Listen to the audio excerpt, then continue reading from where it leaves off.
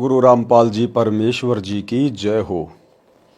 परमपिता परमात्मा सारी सृष्टि के रचनहार, कुल मालिक, असंख्य ब्रह्मांडों के स्वामी, जगत गुरु, तीनों लोकों में प्रवेश करके सबका भरण पोषण करने वाले राजाधीराज, आत्माधार, नाथों के नाथ, देवों के देव महादेव, सर्वेश्वर महेश्वर, मृत्युंजय, अजरो अमर, आदि अनादि सनातनी प्रभु, जगत पिता जगदीश्वर, श्री श्री 1008 की उपाधि के वास्तविक अधिकारी, अकाल मूरत शब्द स्वरूपी राम वासुदेव, सर्वगतम ब्रह्म, परम पूज्य, प्रथम पूज्य, परम संत, परम पुरुष, परम धनी, परम दयालु, सत्य कबीर, हक्का कबीर, अल्लाहु कबीर, अल्लाहु अकबर, बाखबर, अल्लाह ताला, जगत के तारणहार, जगत के मुक्तिदाता, जगत के जगन्नाथ, हारे के सहारे, हिंदुओं के राम, मुसलमानों के अल्लाह, सिखों के वाहिगुरु, ईसाइयों के मसीह, दया के सागर दया निधि, करुणा के सागर करुणा निधि, स्वयंभू परिभू, संकट मोचन, कष्ट हरण, मंगल करण, दुख भंजन, अविगत कबीर, निर्विकार निर्विषम परमात्मा, अलय अलेख सतगुरु, आदि अनादि सतगुरु, असली मर्यादा पुरुषोत्तम, असली राम, असली कृष्ण, असली घनश्याम, असली मुरारी, राजाओं के राजा, महाराजाओं के महाराजा, शहंशाहों के शहंशाह, सम्राटों के सम्राट, भगवानों के भगवान, अल्लाहों के अल्लाह, प्रभुओं के प्रभु, मसीहाओं के मसीह, सच्चे वाहिगुरु, बाबाओं के बाबा, पीरों के पीर, सेठों के सेठ, जगत सेठ, सावड़सा सेठ, सर्वगुण संपन्न, अनंत कोटि कलाओं के स्वामी, अनंत कोटि ब्रह्मांडों के नायक, योगियों में महायोगी, ध्यानियों में महाध्यानी, सिद्धों में परम सिद्ध, ज्ञानियों में तत्व ज्ञानी, ब्रह्म ज्ञानी, महाज्ञानी, परम ज्ञानी, सर्वश्रेष्ठ ज्ञानी, विज्ञानी, युवा कबीर, समरथ कबीर, असमवात, अमित ओजा, सच्चे रहनुमा, करीम अल्लाह, सुभान अल्लाह, दुनिया के अंतिम पैगंबर, 8 सितंबर 1951 से गांव धनाना, जिला सोनीपत, हरियाणा, भारतवर्ष की पावन भूमि पे प्रकट रियल कल की भगवान श्री नारायण साकार हरि, श्री बाबा साहिब, नूर अनंत परमात्मा, संत श्रोमणी सतगुरु रामपाल जी परमेश्वर जी के चरण कमल में साध संगति से जुड़े हुए आप और हम सभी सत्सेवक भाई बहनों का अनंत कोटि दंडोत प्रणाम। सत्साई भाई और बहनों, दया पूज्य गुरुदेव भगवान की, सतगुरु रामपाल जी परमेश्वर जी की, सारी सृष्टि के पालन पोषण कर्ता की, आप और हम सभी सत्सेवक भाई बहन पूज्य गुरुदेव जी के विशेष आशीर्वाद से अपनी आत्मा के कल्याण हेतु भक्ति मार्ग पर निरंतर मोक्ष प्राप्ति के लिए दृढ़ता के साथ आगे बढ़ रहे हैं।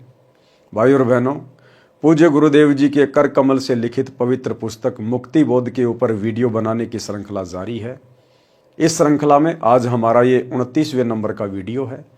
प्रत्येक वीडियो में गुरुदेव भगवान के आशीर्वाद से हमें कुछ न कुछ अध्यात्म से संबंधित अवश्य जानने और सीखने को मिलता है।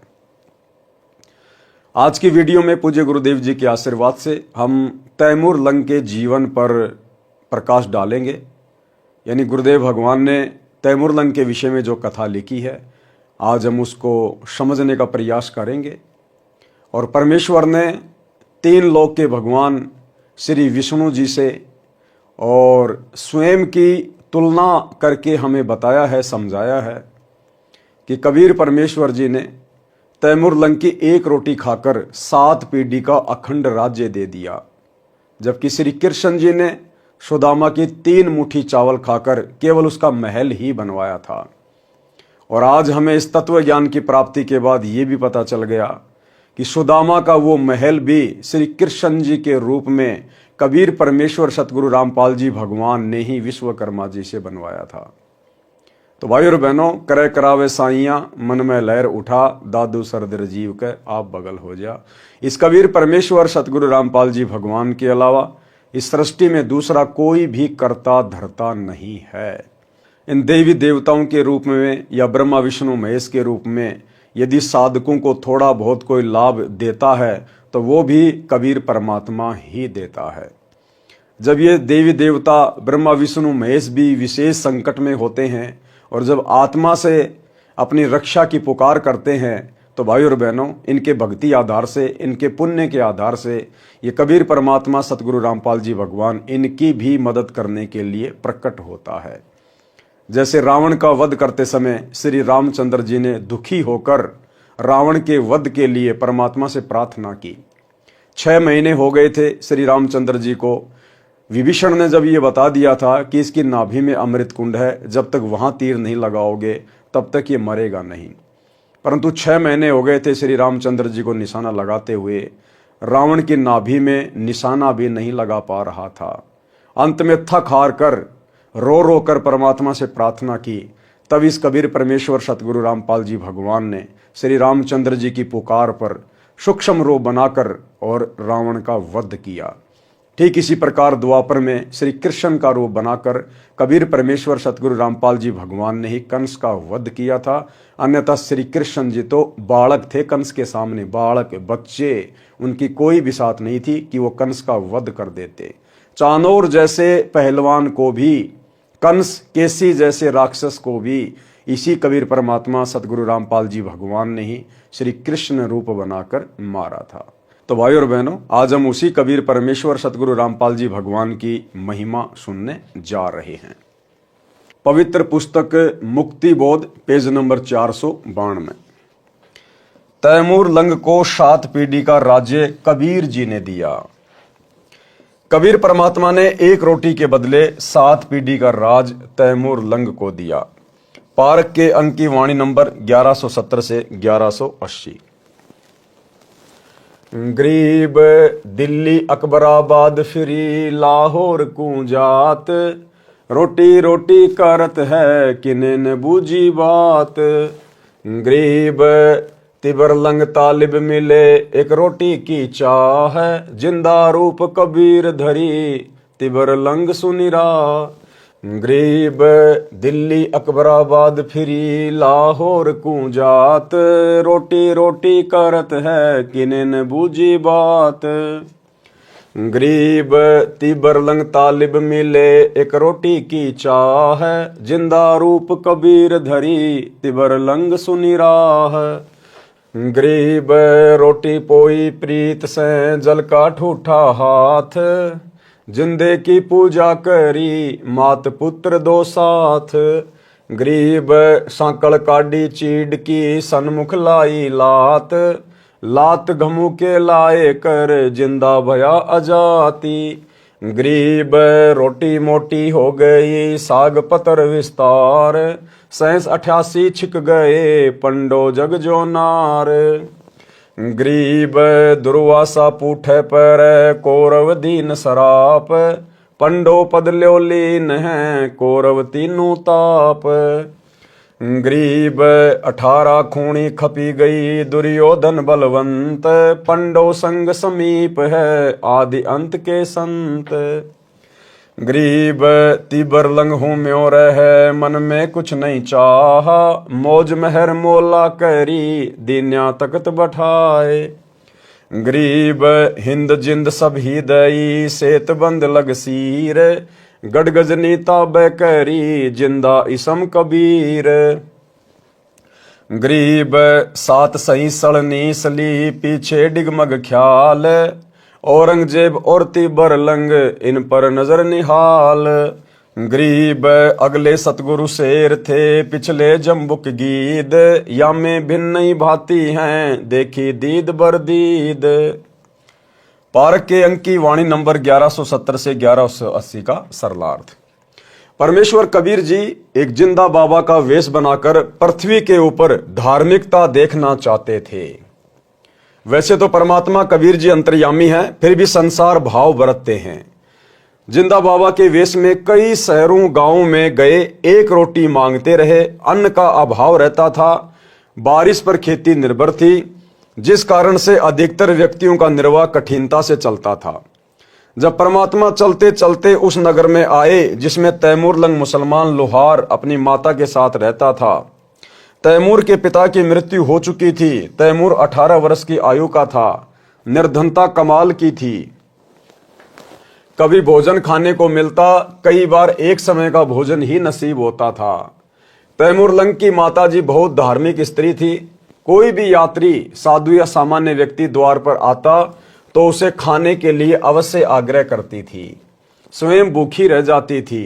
रास्ते चलते व्यक्ति को अवश्य भोजन करवाती थी। जिस दिन परमात्मा जिंदा रूप में परीक्षा के उद्देश्य से आए, उस दिन केवल 1 रोटी का आटा बचा था। तैमूर लंग को भोजन खिला दिया था, स्वयं भी खा लिया था, शाम के लिए केवल एक रोटी का आटा शेष था। तैमूरलंग अमीर व्यक्तियों की भेड़ बकरियों को चराने के लिए जंगल में प्रतिदिन ले जाया करता। वह किराए का पाड़ी था, धनी लोग उसे अन्न देते थे। निर्धनता के कारण तैमूरलंग एक लोहार के ऐरण पर शाम को बकरी भेड़ गांव लाने के बाद घण की चोट लगाने की दिहाड़ी करता था, यानी मजदूरी करता था।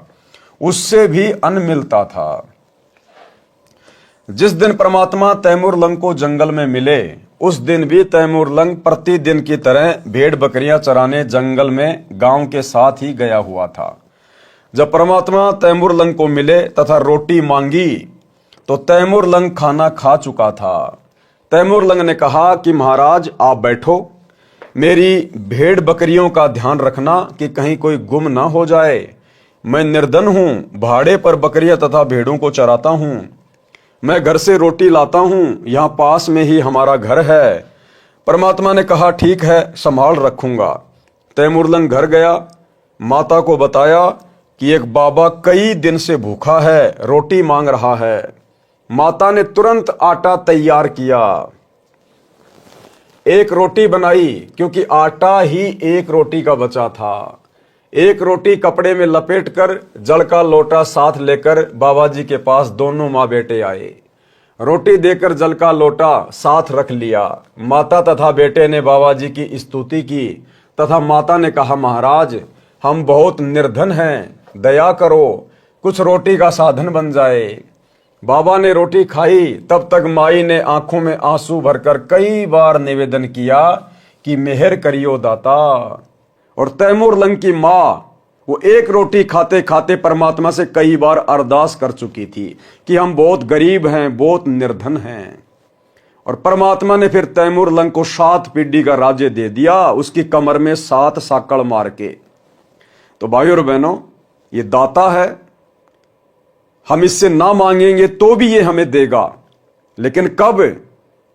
जब ये हमें अपना मान लेगा, जब हम पतिव्रता पद पे आ जाएंगे। तो तैमूरलंग की मां ने रोते रोते अरदास की और परमात्मा ने तैमूरलंग की कमर में भेड़ बकरियों की जो साकड़ थी उससे चोटें मारी 7 उसकी कमर। माई ने सोचा कि बाबा बड़ा पागल है, ये तो कोई पागल बाबा लगता है, हमारे घर में खाने को दाने नहीं और कह रहा तेरे को 7 पीढ़ी का राज दे दिया। तो तैमूरलंग की मां में केवल इतना ही दोष आया था, केवल इतना ही सोचा था, अविश्वास किया परमात्मा के वचन पर। इतने में परमात्मा अंतर ध्यान हो गए। तो आप और हम भगत भाई बहनों ने अपने परमात्मा के किसी भी वचन पर, भले हमारे समझ में आए ना आए, हमारे गले उतरे ना उतरे, लेकिन हमने दोष नहीं देखना। हमने केवल यही सोचना है कि हे परमात्मा, मैं 2 कौड़ी का जीव, मेरी छोटी बुद्धि है, आपकी बातें मेरी बुद्धि में समा नहीं रही, अन्यथा आप जो कह रहे हैं वो परम सत्य है। माता तथा बेटे ने बाबा की स्तुति की तथा माता ने कहा महाराज हम बहुत निर्धन हैं, दया करो, कुछ रोटी का साधन बन जाए। बाबा ने रोटी खाई, तब तक माई ने आंखों में आंसू भरकर कई बार निवेदन किया कि मेहर करियो दाता। बाबा जिंदा ने रोटी खाकर जल पिया। बकरी बांधने की साकड़ यानी बेल लेकर उसको तैमूरलंग की कमर में 7 बार मारा। चीड़ की सन की बेल थी, चीड़ को कामण भी कहते हैं। कामण की छाल का रस्सा बहुत मजबूत होता है। फिर लात मारी तथा मुक्के मारे। माता को लगा कि मैंने बाबा को बार बार बोल दिया, जिससे चिढ़कर लड़का पीट दिया। लेकिन जब परमात्मा अंतर ध्यान हो गए, उसके बाद में तैमूरलंग ने बताया अपनी माता को कि माता जी आपने बाबा के ऊपर अविश्वास नहीं करना चाहिए था।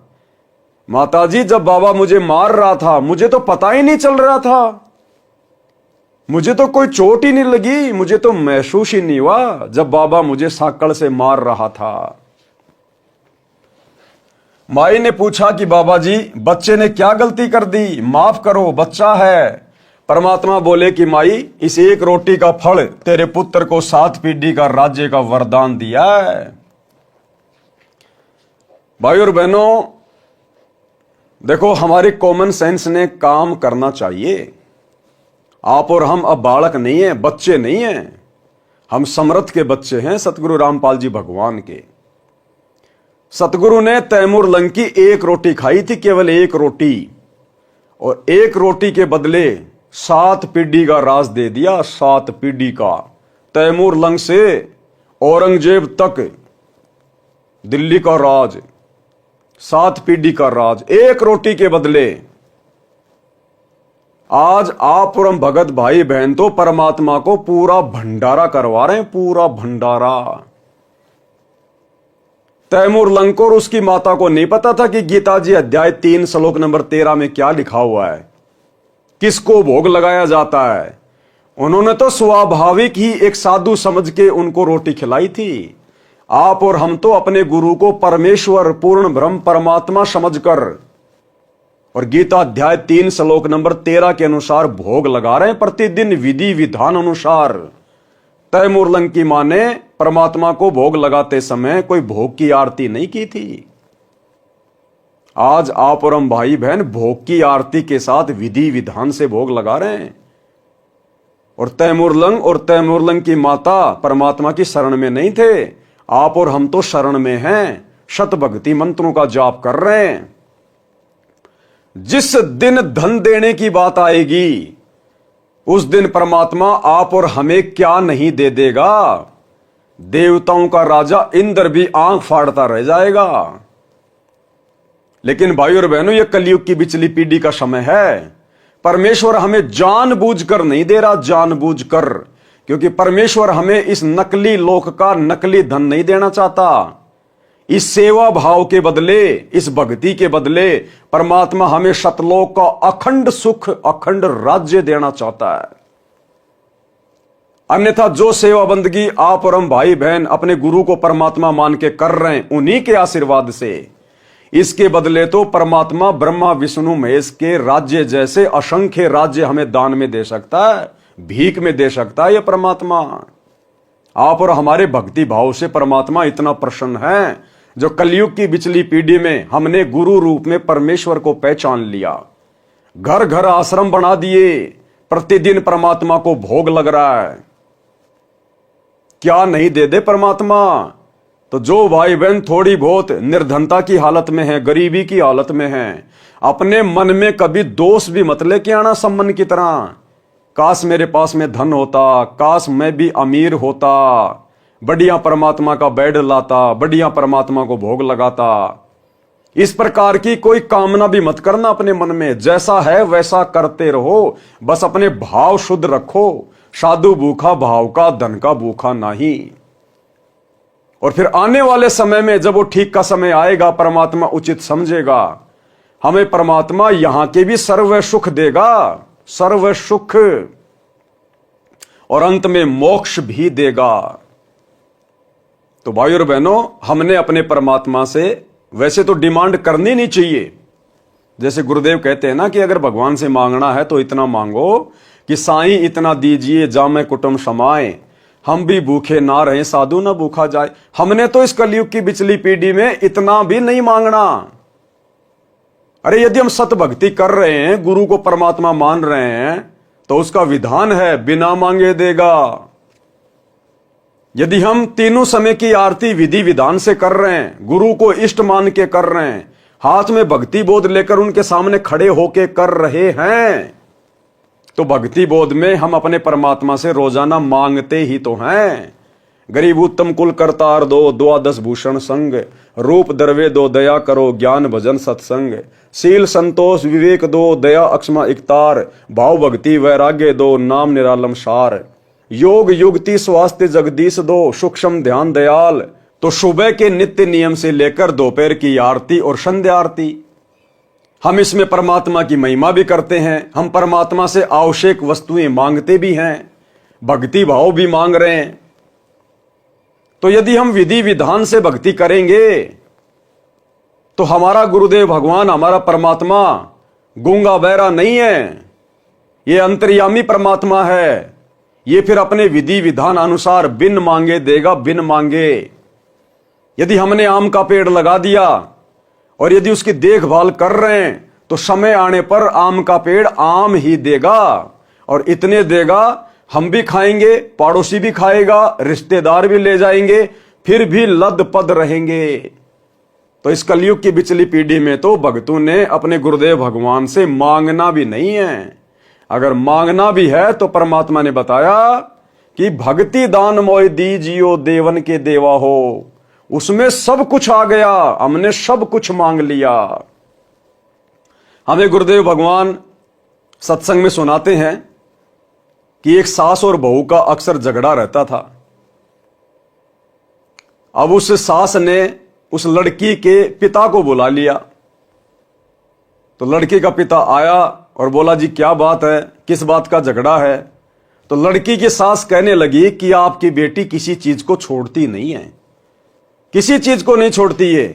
घी ये खा जाती है, दही ये खा जाती है, मलाई ये खा जाती है, ये किसी चीज को छोड़ती नहीं घर में।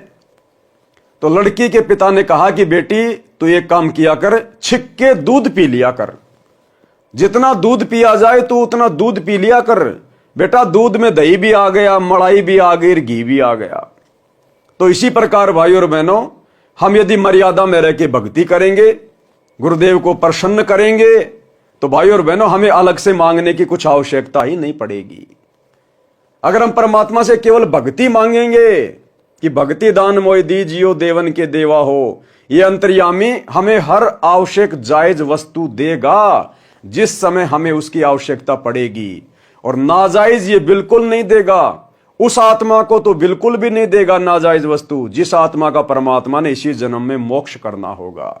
इसलिए हमने अपने गुरुदेव भगवान की रजा में राजी रहते हुए, जैसा भी परमात्मा ने हमें घर परिवार दिया है, संपत्ति दी है, हमने उसी में प्रसन्न रहकर गुरु जी का प्रसाद मानकर खुशी खुशी अपनी भक्ति पे लगे रहना है।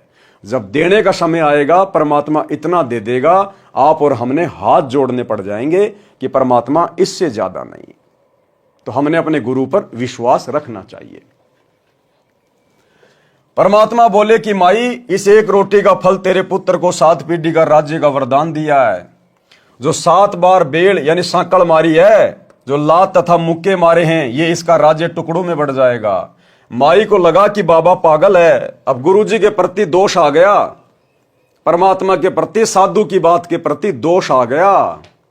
माई को लगा कि बाबा पागल है, रोटी शाम की भी नहीं है और कह रहा है तेरा बेटा राज करेगा।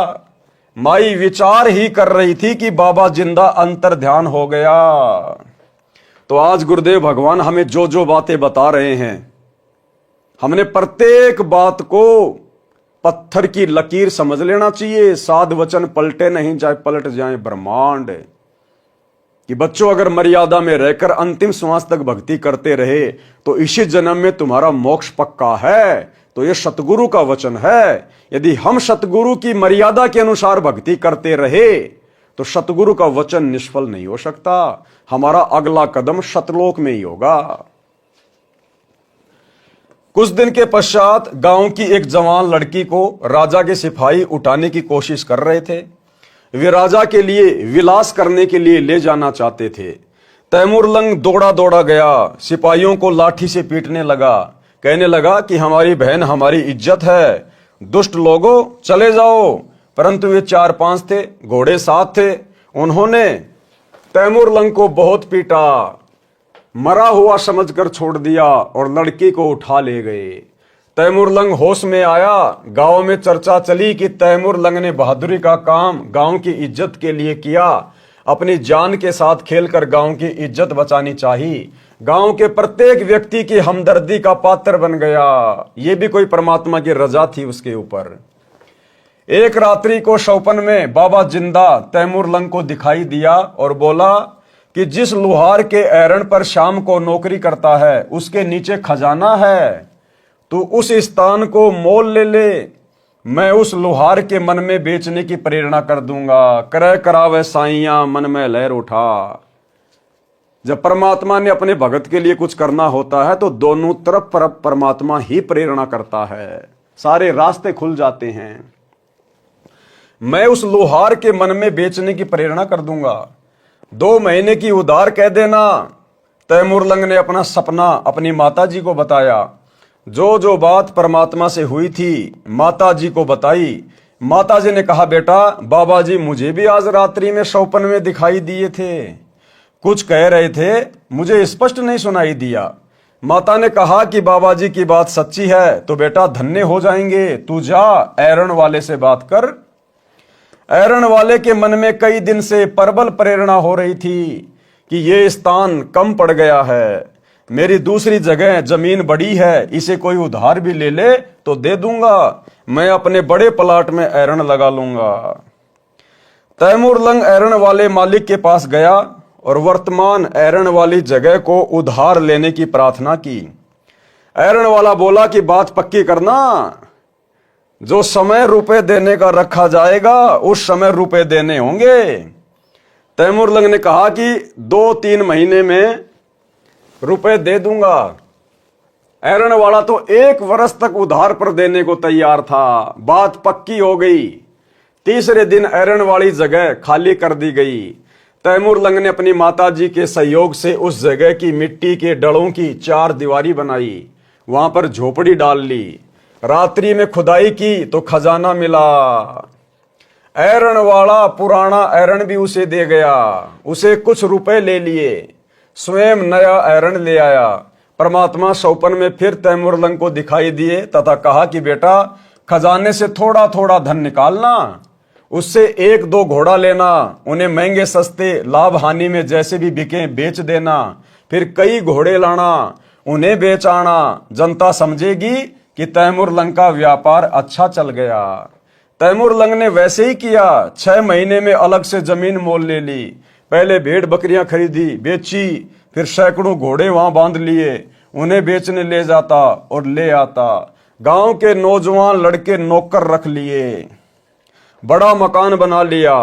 तैमूर लंग को वह घटना रह रहकर कचोट रही थी कि यदि मैं राजा बन गया तो सबसे पहले उस अपराधी बेशरम राजा को मारूंगा जिसने मेरे गांव की इज्जत लूटी थी।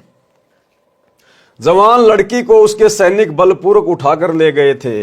अब तैमूर लंग के साथ धन था, जंगल में वर्कशॉप बनाई, लोहार कारीगर था, स्वयं तलवार बनाने लगा। गांव के नौजवान व्यक्तियों को अपना उद्देश्य बताया कि उस राजा को सबक सिखाना है जिसने अपने गांव की बेटी की इज्जत लूटी है।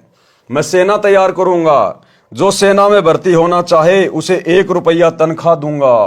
अब उस समय 1 रुपया बहुत होता था भाई और बहनों, बहुत ज्यादा। 1 रुपए में तो एक भैंस आ जाती थी उस समय, एक भैंस। मैं सेना तैयार करूंगा, जो सेना में भर्ती होना चाहे उसे 1 रुपया तनख्वाह में दूंगा। उस समय 1 रुपया चांदी का बहुत होता था। जवान लड़के सैकड़ों तैयार हो गए, वे अपने रिश्तेदारों को ले आए। इस प्रकार बड़ी सेना तैयार की, लोहार कारीगर तनख्वाह पर रखे, तलवार ढाल तैयार करके उस राजा पर धावा बोल दिया, उसे अपने अधीन कर लिया, उसका राज्य छीन लिया। उसको मारा नहीं, अलग गांव में भेज दिया, उसके निर्वाह के लिए महीना देने लगा। धीरे धीरे तैमूर लंग ने इराक, ईरान, तुर्किस्तान पर कब्जा कर लिया, फिर भारत पर भी अपना शासन जमा लिया।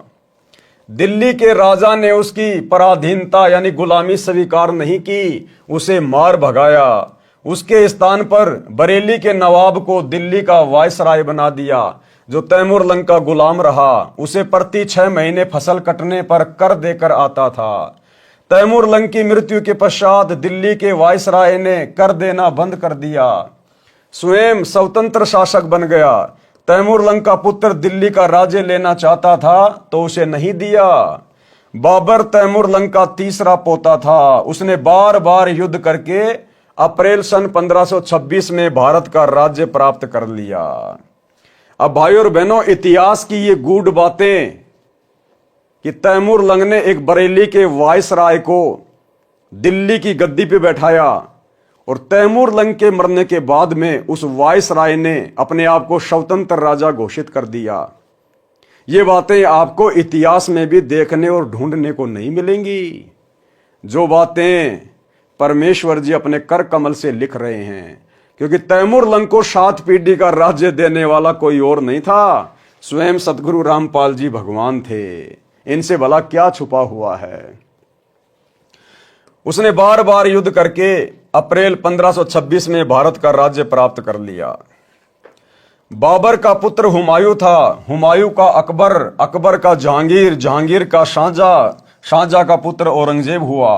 7 पीढ़ियों ने भारत पर राज्य किया। इतिहास गवाह है, फिर औरंगजेब के बाद राज्य टुकड़ों में बट गया। अन्नदेव की आरती में भी संत गरीबदास जी ने कहा है कि रोटी तैमूर लंग को दीनी, यानी तैमूर लंग ने परमात्मा को एक रोटी खिलाई थी, ताते 7 पादशाही लीनी, उसके बदले 7 पीढ़ी का राज दे दिया परमात्मा ने, 7 पीढ़ी का राज। और आज हम अपने गुरु को इष्ट मानकर जो घर घर में उन्हें भोग लगा रहे हैं, हमें परमात्मा सदा का राज्य देगा, सदा का। यहां की 7 पीढ़ियों का राज्य तो सतलोक के राज्य के आगे कुछ भी नहीं है, गंध है, गंध। आज हम जिस विधि विधान से परमेश्वर को प्रसन्न करने में लगे हुए हैं, हमें परमात्मा अखंड राज्य देगा, सतलोक का अखंड राज्य। इसलिए हम केवल यहां का राज्य मांगकर अपने कर्म ना फोड़ें, परमात्मा को नाराज ना करें, दुखी ना करें। भाई और बहनों, हम पहले कहानी सुना करते थे। एक लड़का अपनी मां के साथ में दुकान पे गया, तो लड़के ने टॉफी के डिब्बे को हाथ लगाया, मिठाई के डिब्बे को हाथ लगाया। तो माता ने कहा कि बेटा क्या लेगा? उसने कहा कि मिठाई लूंगा, मिठाई। तो दुकानदार बोला बेटा ले ले, इसमें हाथ दे के ले ले, इसमें निकाल ले। तो बेटे ने नहीं निकाला, कहा अंकल जी आप दो, मेरा हाथ बहुत छोटा है, मेरे हाथ में तो 2-4 ही टॉफी आएंगी, आप अगर अपने हाथ से दोगे तो बहुत सारी टॉफी आएंगी। तो हम अपने गुरुदेव भगवान से मांगकर अपनी मूर्खता का प्रमाण ना दें। हम ज्यादा से ज्यादा क्या मांगेंगे? हम एक कार मांग लेंगे, एक प्लाट मांग लेंगे, 2-4 जमीन के टुकड़े मांग लेंगे, बच्चे की नौकरी मांग लेंगे। इससे ज्यादा हमारी बुद्धि काम ही नहीं करती। और परमेश्वर जब देगा तो छप्पर फाड़ के देगा, हमारी कल्पना से बाहर देगा। और हमने तो यहां का कुछ चाहिए नहीं भाइयों, यहां का तो परमात्मा हमें देना भी नहीं चाहता। परमात्मा कहते हैं इंद्रदा राज कागदा भिष्टा ना भोगा इंद्राणी नु। फिर इस धरती का भला हम क्या मांगे परमात्मा से? हमें जिस चीज की आवश्यकता थी युगों युगों से, जो चीज सदा हमारे साथ में रहेगी, वो भक्ति हमें गुरुदेव ने दे दी।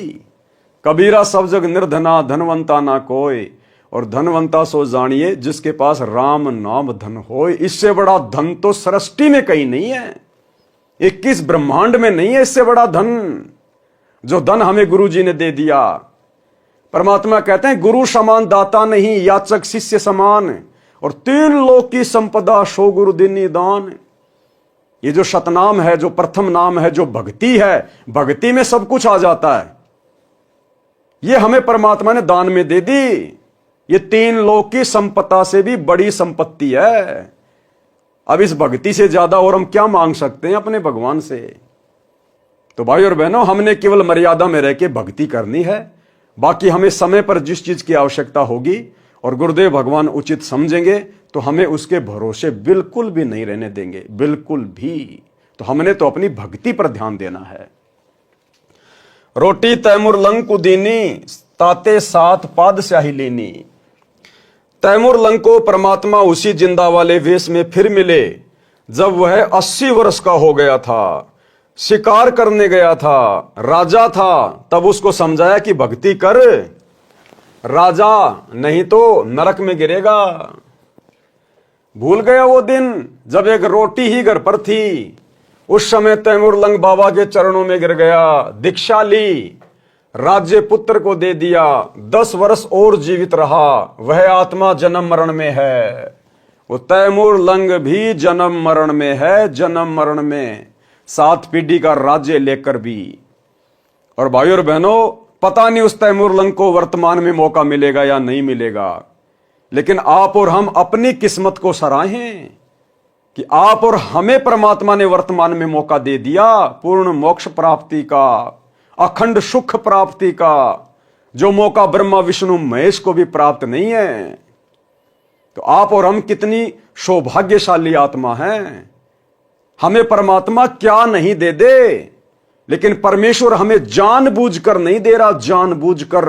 अन्यथा आप और हमारे भाग्य से अधिक धन, राज्य, सुख तीनों लोकों में किसी के भाग्य में नहीं लिखा हुआ है, लेकिन परमेश्वर जानबूझकर उसको कैंसिल कर रहे हैं और हमसे भक्ति करवाने के लिए हमें परमात्मा इस स्थिति में रखे हुए हैं। इसलिए हमने गुरुदेव की रजा में ही राजी रहना है। ये 10, 15, 20 वर्ष हमने ऐसे ही काट देनी है, पता भी नहीं चलेगा कब ये समय कट जाएगा और हमारा अगला कदम सतलोक में होगा। वह आत्मा जन्म मरण में है, परंतु भक्ति का बीज पड़ गया।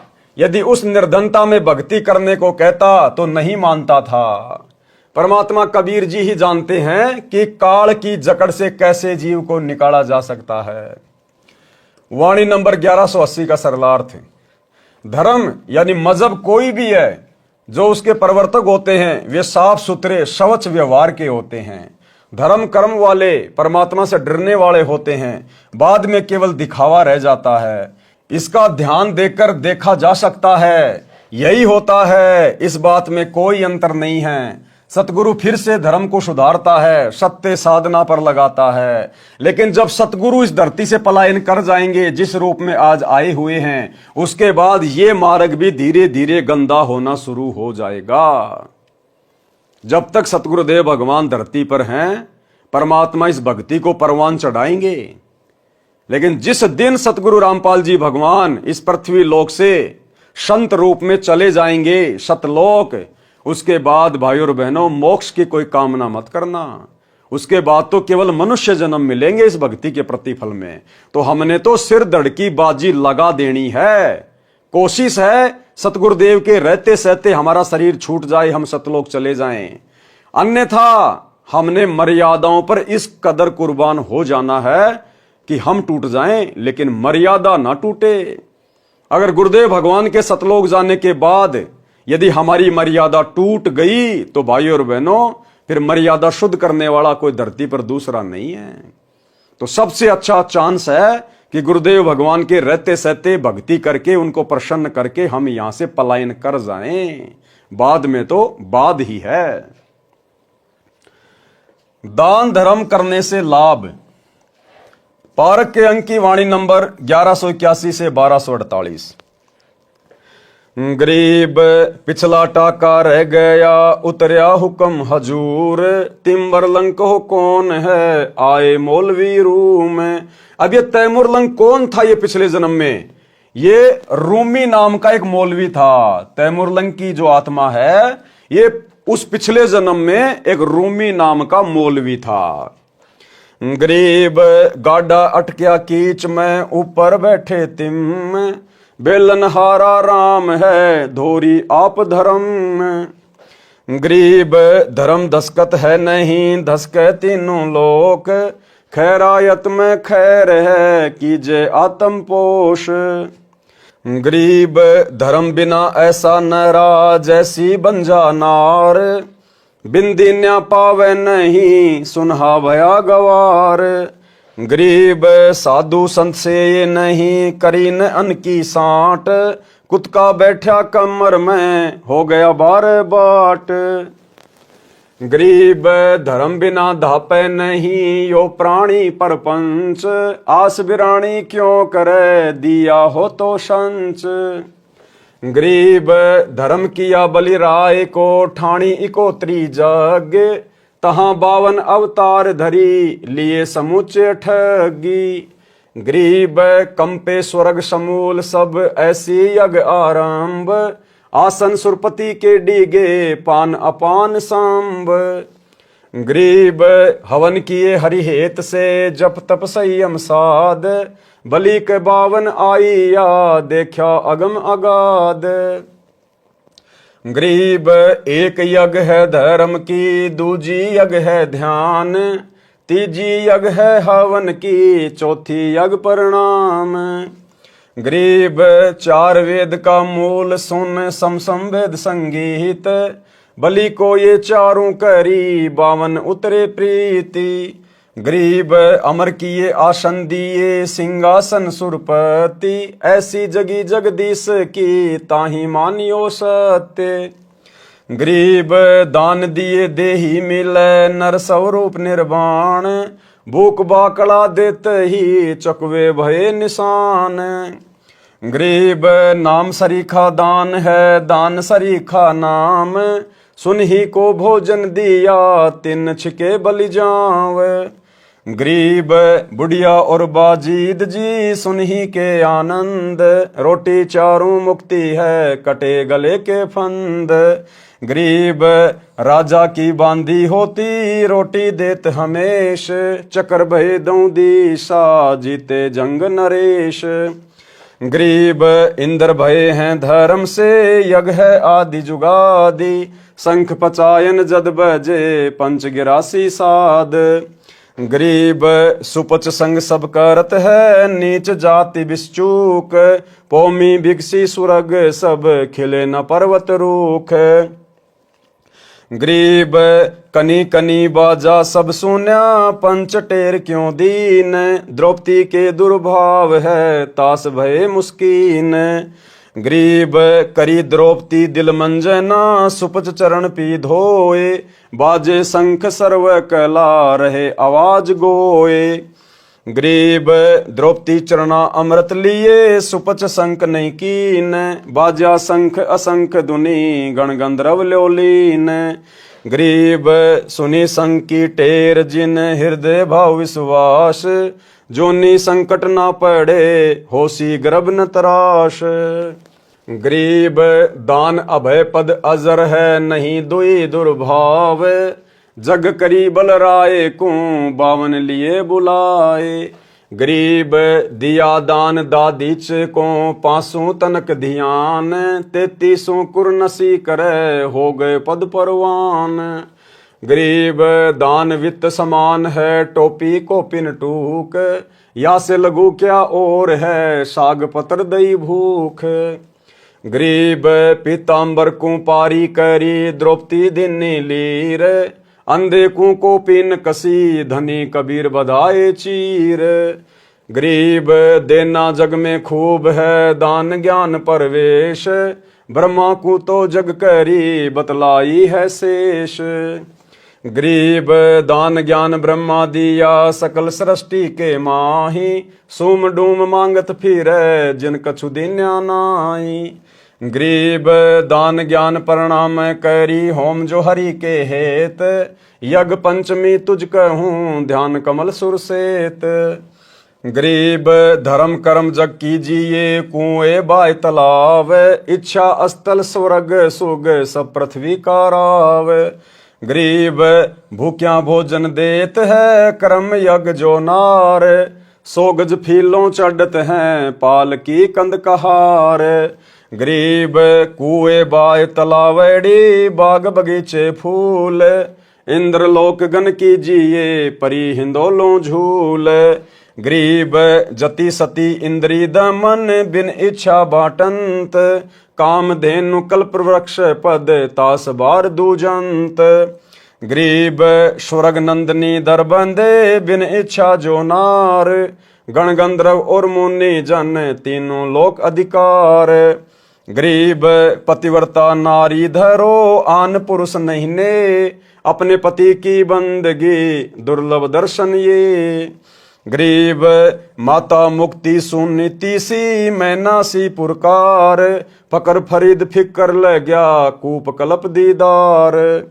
गरीब ऐसी जननी मात सत्य पुत्र दे उपदेश, और नार व्यभिचारिणी यो भागत हैं शेष।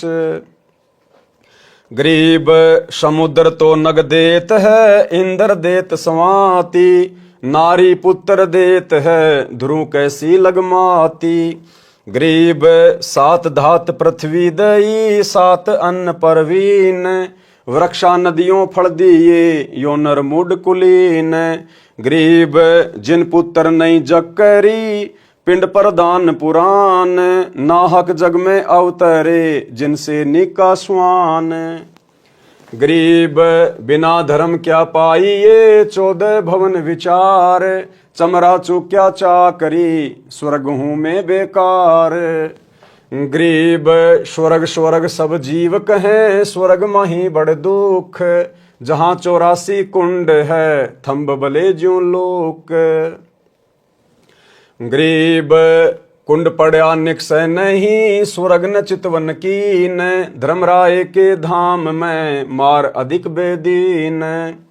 गरीब कर साहिब की बंदगी, सुमरण कल्प कबीर, जम के मस्तक पांव दे जाय मिले धर्म धीर।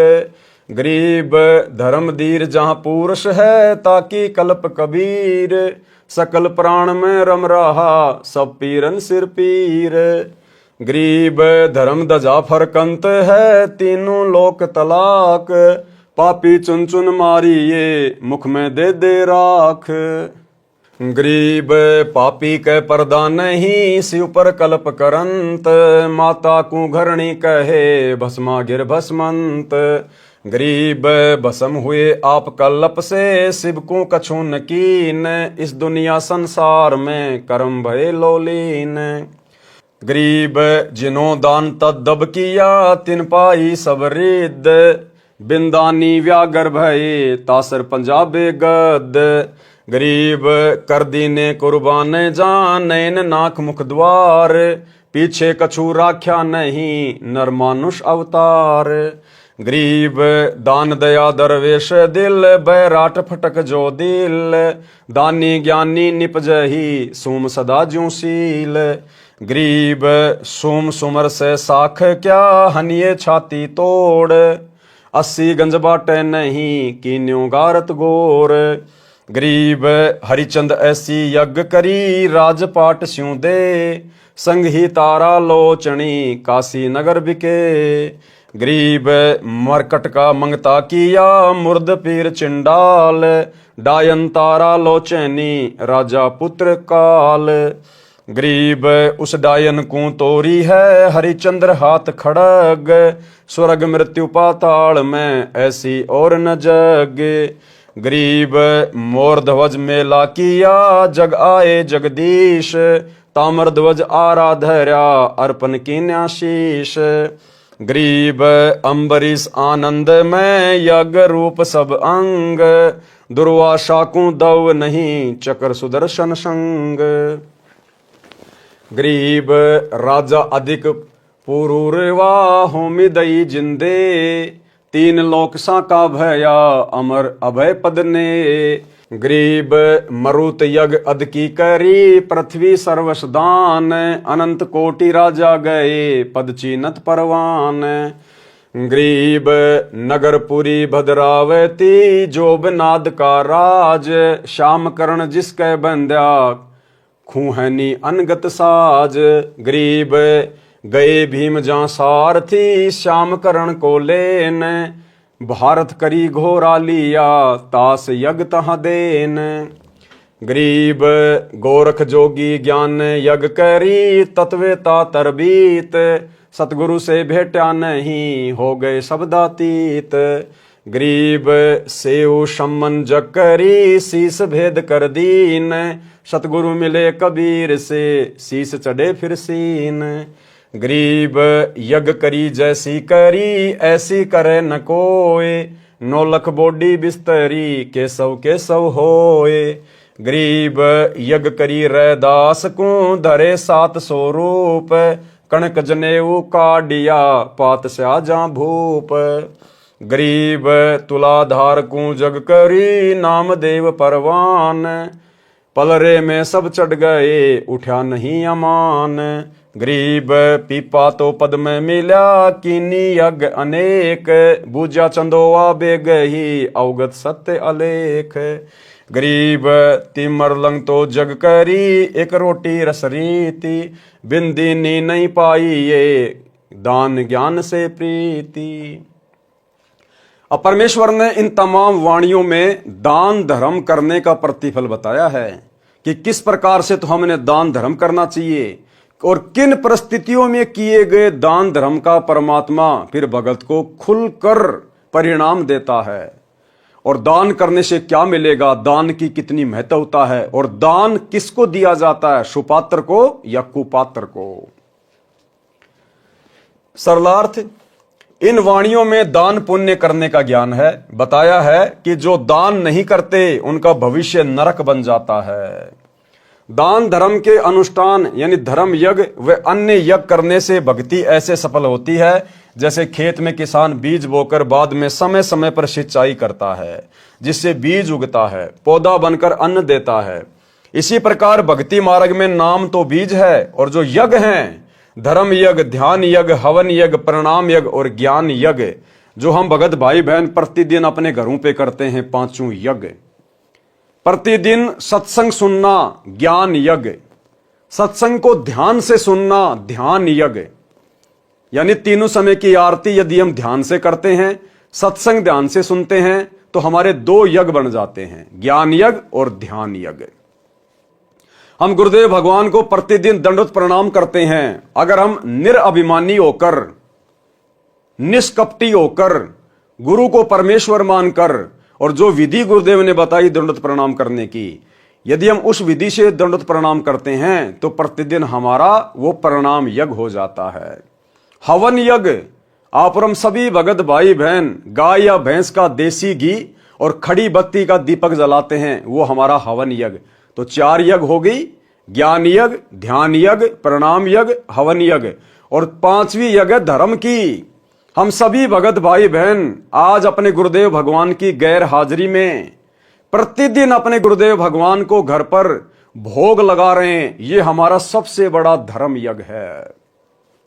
इसके उपरांत यदि साथ संगति में कोई सेवा चलती है, सभी भाई बहन मिलकर अपने सामर्थ्य के अनुसार सहयोग करते हैं, वो भी हमारा धर्म यज्ञ में गिना जाता है।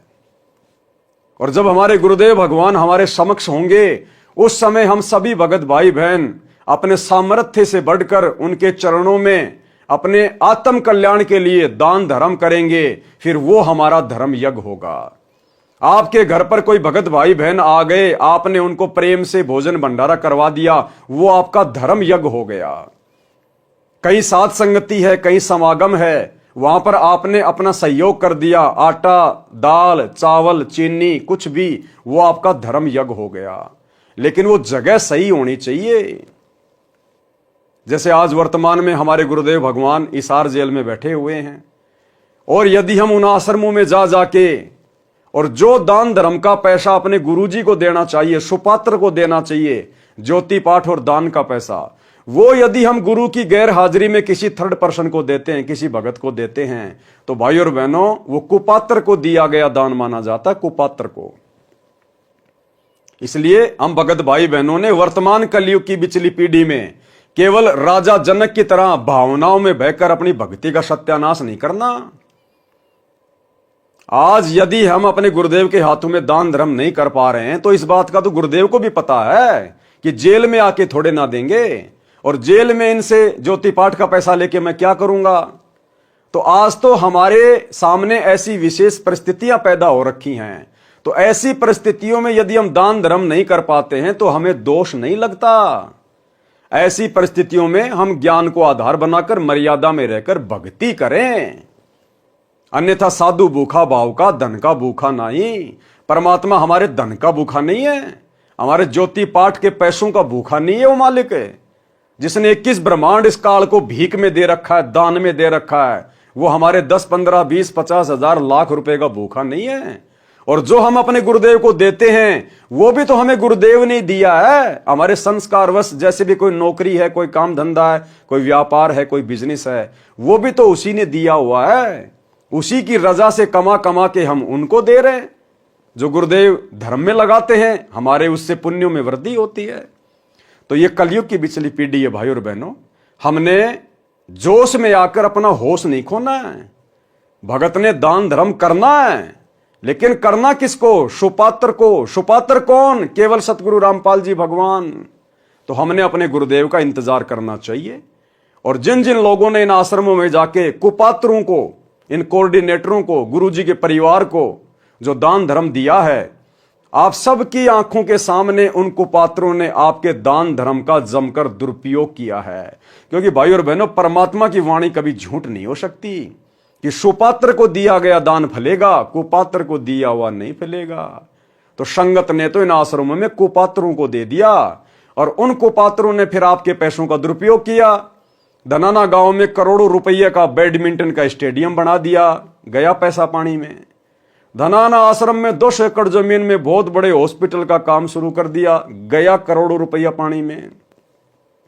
हरियाणा के जाट आरक्षण में करोड़ों रुपया दे दिया उन अपने समाज वालों को चंदे के रूप में, गया करोड़ों रुपया पानी में। गैंगस्टर आनंदपाल सिंह की सीबीआई जांच के लिए 5 लाख रुपया राजपूत करनी सेना को दे दिया, गया भक्तों का दान पानी में। हरियाणा के गोहाना जाट महासभा का 5वां फ्लोर गुरुजी का बड़ा लड़का बनवा रहा है 1 करोड़ की लागत से, गया करोड़ों रुपया पानी में। गांव वालों के लिए रोडें बना दी, बसें चला दी, एम्बुलेंस चला दी, आश्रम में दुनिया भर के पाखंड शुरू कर दिए, राजनीति में पैर फंसा लिया, गया भक्तों का दान धर्म पानी में। तो परमात्मा का वचन झूठ नहीं हो सकता, इसलिए अगर आपने दान धर्म भी करना है तो योग्य जगह देखो कि आपके दान धर्म का क्या किया जाएगा, कहीं आपके कर्म तो नहीं फोड़े जाएंगे। अन्यथा आपने अपने गुरुजी के आने का इंतजार करना चाहिए। आप कितने बड़े अरबपति हैं, खरबपति हैं, उस समय अपने गुरुजी को देना दिल खोल के। उनकी गैर हाजिरी में कुपात्रों को देके अपने कर्म मत फोड़ो, ये परीक्षा का समय है। परमात्मा हर पॉइंट पर हमारी परीक्षा लेगा, हर पॉइंट पर, कि मैंने इनको 30 साल से क्या समझाया कि गुरु बिन माला फेरते, गुरु बिन देते दान, गुरु बिन दोनों निष्फल है, चाहे पूछो वेद पुराण।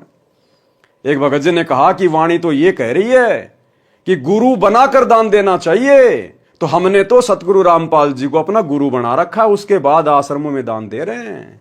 भैया अच्छी बात है, लेकिन गुरु ने यह कब कहा कि गुरु बनाने के बाद फिर तुम कुपात्रों को आंख बंद करके दान दे दो?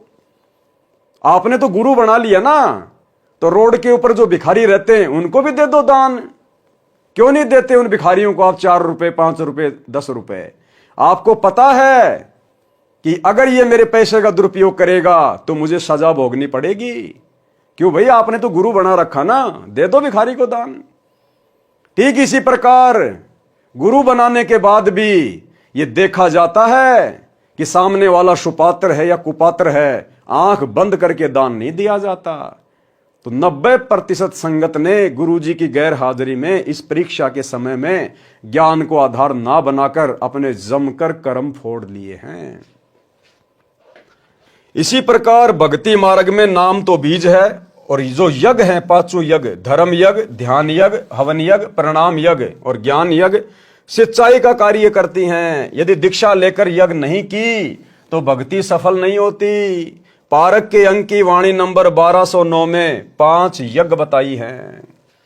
अब ये 5 यज्ञ करने के लिए भाई और बहनों हमें किसी आश्रम में जाने की जरूरत नहीं है। यदि हमारे गुरुदेव आश्रम में हैं तो हम लाख बार जाएं, लेकिन जैसे वर्तमान समय 2024 गुरुदेव हिसार जेल में बैठे हैं, हमने ये 5 यज्ञ करने के लिए किसी आश्रम में जाकर धक्के खाने की जरूरत नहीं है। गुरुदेव ने अनेक बार सत्संगों में समझाया कि जिस दिन घर घर में 5 यज्ञ शुरू हो जाएंगी, घर घर में, आश्रम में नहीं, जिस दिन इस ज्ञान को समझकर पुण्यात्माएं घर घर में 5 यज्ञ शुरू कर देंगे, इस धरती पर सतयुग जैसा माहौल हो जाएगा, सतयुग जैसा। गुरुदेव ने घर पर 5 यज्ञ करने का आदेश दिया है। अरे हम नाम दीक्षा लेते हैं, हमें गुरुदेव का फोटो मिलता है, हमारे को घर पर गाय या भैंस के घी का खड़ी बत्ती वाला दीपक जलाने के लिए कहा जाता है, दंडोत करने के लिए कहा जाता है। कहां पे? अपने घर पे। हमें प्रतिदिन 5 यज्ञ करने का आदेश दिया जाता है ना, तो आश्रम में हम कितनी बार जाते हैं? महीने में 1 बार या 2 बार। तो क्या घर पे 5 यज्ञ ना करें? अगर हम घर पे 5 यज्ञ करेंगे तो क्या हमारी यज्ञ सफल नहीं होगी? हमें तो गुरुजी ने रोजाना 5 यज्ञ करने का आदेश दिया ना, तो रोजाना तो हम आश्रम में जाके कर नहीं सकते, रोज तो हम आश्रम में जा नहीं सकते, तो हमने अपने घर पे 5 यज्ञ करने पड़ेंगे ना। तो हम गुरुजी की गैर हाजिरी में क्यों धक्के खाएं, क्यों भटकें, जब 5 यज्ञ हम आसानी से अपने घर पे कर सकते हैं। अरे घर पर शांति से बैठ के सत्संग सुनो, 3 समय की आरती करो, अपना सुमरण करो, मन लगा के करो, ध्यान से करो, आपकी 2 यज्ञ बन गई, ज्ञान यज्ञ और धर्म यज्ञ। सभी भाई बहन परमात्मा की पुस्तकों पर जो वीडियो बन रहे हैं, विशेष संदेश पर जो वीडियो बन रहे हैं, इनको ध्यान से सुनते हैं, हमारे दोनों यज्ञ बन रहे हैं, ज्ञान यज्ञ और ध्यान यज्ञ। अपने गुरुदेव को हम दंडवत प्रणाम करते हैं। अष्ट अंग से दंडवत प्रणामा, संध्या प्रात करो निष्कामा। हमारा जो है वो प्रणाम यज्ञ बन रहा है। अपने घर पर हम रोजाना 24 घंटे देसी घी की जोत जला रहे हैं, हमारा हवन यज्ञ बन रहा है। और अपने गुरुदेव भगवान को रोजाना भंडारा लगा रहे हैं, भोग लगा रहे हैं, भोग की आरती के साथ। इससे बड़ा धर्म यज्ञ और संसार में क्या होगा? तो जो मूर्ख प्राणी होगा, जो गुरु जी की गैर हाजिरी में पांचों यज्ञ करने के लिए आश्रमों में धक्के खाएगा। हाँ, यदि आप पिकनिक मनाने के लिए, टाइम पास के लिए, मनोरंजन के लिए, मन बहलाने के लिए यदि आप आश्रमों में जाते हैं तो आप जियों का स्वागत है। अन्यथा भक्ति तो आप अपने घर पे रह के कर सकते हैं। ये भक्ति जंगल में करने वाली नहीं है, आश्रम में जाके करने वाली नहीं है। ये भक्ति परमात्मा ने हमें घर में रहकर करने वाली दी है, घर में रह के करने वाली। गरीब दान ज्ञान प्रणाम कर, होम जो हरि के हेत। यज्ञ पंचमी तुझ कहूं, ध्यान कमल सुर सेत। अर्थात दान यानी धर्म यज्ञ, ज्ञान यज्ञ, प्रणाम यज्ञ, होम यानी हवन यज्ञ और पांचवा ध्यान यज्ञ। ये पांचों यज्ञ साधक को गुरुजी के आदेश अनुसार करनी चाहिए। और गुरुजी ने हम सबको आदेश दिया हुआ है कि पांचों यज्ञ आपने अपने घर पे प्रतिदिन करनी है। और जिस दिन ये पांचों यज्ञ घर घर शुरू हो जाएगी, इस पृथ्वी का माहौल बदल जाएगा, सतयुग जैसा माहौल हो जाएगा।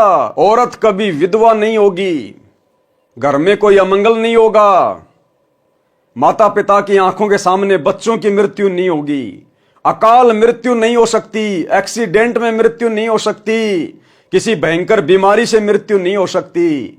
जबकि आज ये सारे कहर शतलोक आश्रम मैनेजमेंट हरियाणा वालों पर, जो इन आश्रमों में जा जाकर कुपात्रों को दान धर्म दे रहे हैं, इन सब की दुर्गति हो रही है, सब की। केवल सत्सेवक भाई बहन हैं जो परमेश्वर के विधि विधान से पांचों यज्ञ अपने घर पे करते हैं, गुरु को इष्ट मानकर। आज हम भगत भाई बहनों का उंगली का नाखून भी नहीं उतरने दे रहा, सतगुरु नाखून भी। अगर आपको सतयुग जैसा सुख देखना है तो सतसेवकों के घरों में देखो, सतसेवकों के घरों में आत्मिक सुख। तो भाई और बहनों, एक छोटा सा सत्संग गुरुदेव का, जिसमें गुरुदेव ने स्पष्ट कर दिया कि जिस दिन आप इस ज्ञान को समझकर घर घर में पांचों यज्ञ करना शुरू कर दोगे, आश्रम में जाकर नहीं, घर घर में, फिर देखना। सुनिए। पुणात्मा, देखो परमात्मा की रजा आपके ऊपर कैसी है। थोड़ी सी गर्मी होती है, परमात्मा बच्चा अपनी प्यारी आत्माओं के अमृत बरसा देते हैं, ठंड सी कर देते हैं कि ताकि ये बच्चे परमात्मा की मेरी महिमा को सुन लें। यदि अच्छी ठंड कर दी तो तुम सारे लटके लेने लग जाओगे, न पड़े बैठे बैठे सोओगे।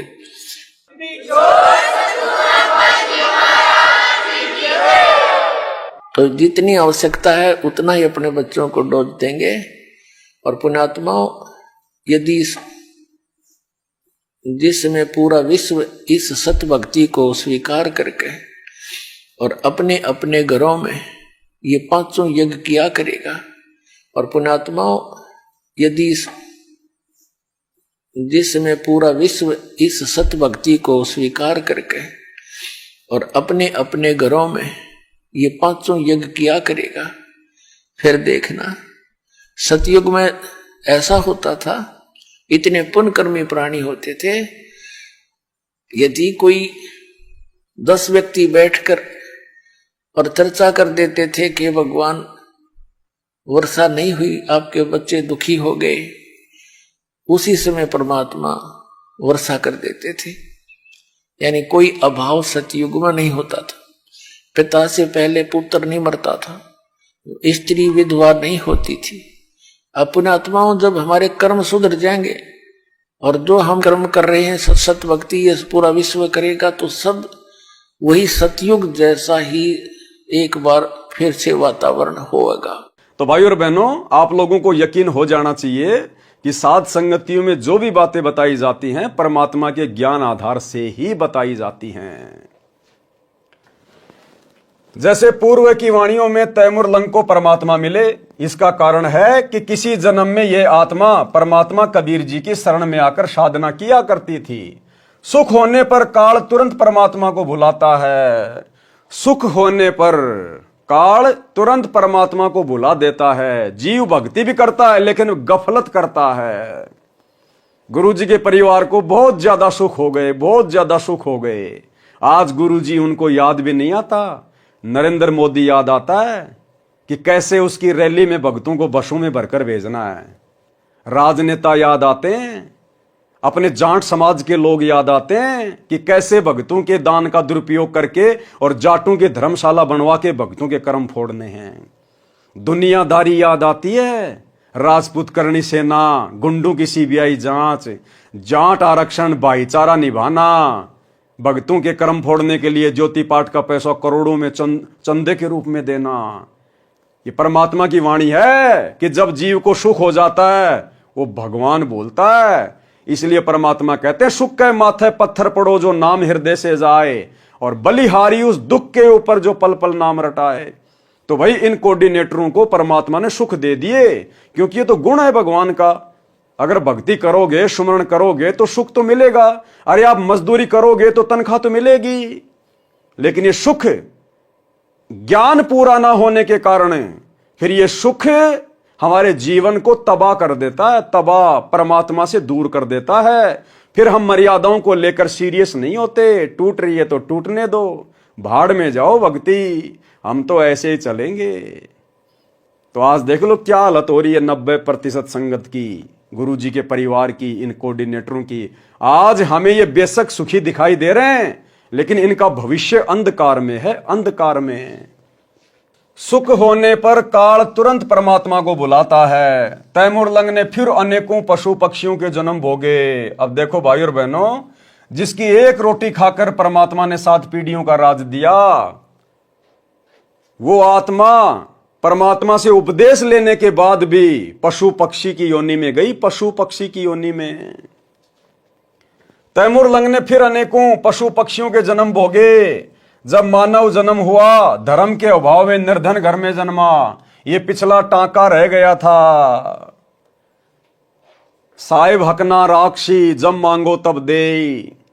कभी किसी जन्म में तैमूर लंग परमात्मा की शरण में था, लेकिन भक्ति सही नहीं करी, फिर पशु पक्षियों की योनियों में चल गया। फिर उसको मनुष्य जन्म मिला। उस पिछली भक्ति के कारण, थोड़े बहुत कोई दान पुण्य के कारण वो टांका रह गया, टांका।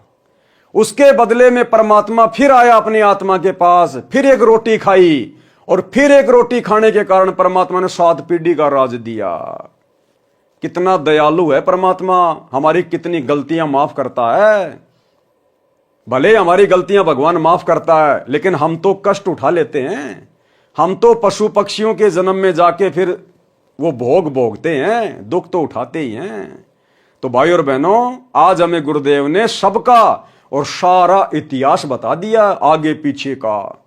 अगम निगम की खोज ले, बुद्धि विवेक विचार, उदय अस्त का राज मिले तो बिना नाम बेगार। हमने तो सुरती सतलोक में टिका के रखनी है। जीवन रूपी गाड़ी पाप कर्मों की कीच यानी कीचड़ में धस जाती है, तो धर्म उस गाड़ी को पाप रूपी कीचड़ से निकालने वाला दमदार बैल है। पारक के अंक की वाणी नंबर 1183-1186। गरीब धर्म धसकत है नहीं, धसके तीनों लोक, खैरायत में खैर हैं कीजे आत्म पोष। गरीब धर्म बिना ऐसा नरा, जैसी बांझ नार, बिंदी न्या पावे नहीं, सुनहा बया गंवार। गरीब साधु संत से नहीं, करी न अन्न की सांट, कुतका बैठा कमर में, हो गया 12 बाट। गरीब धर्म बिना दापे नहीं, यो प्राणी परपंच, भाई आस बिरानी क्यों कह रहे, तन दिया हो तो संच। सरलार्थ, धर्म कभी नष्ट नहीं होता, तीनों लोक नष्ट हो जाते हैं। खैरायत यानी दान धर्म करने से बचाव है, खैरायत में खैर है। इसलिए धर्म भंडारा लंगर करके धर्म करना चाहिए।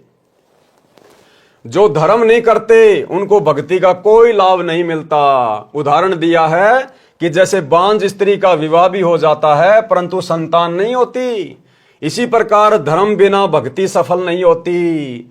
और वर्तमान इस कलयुग की बिचली पीढ़ी में, इस मोक्ष के प्राइम टाइम में, जिस औरत के संतान नहीं है, जिसको दुनिया वाले बांझ कहते हैं, भाई वो स्त्री दुनिया की सर्वश्रेष्ठ आत्माओं में से है, सर्वश्रेष्ठ आत्माओं में से है।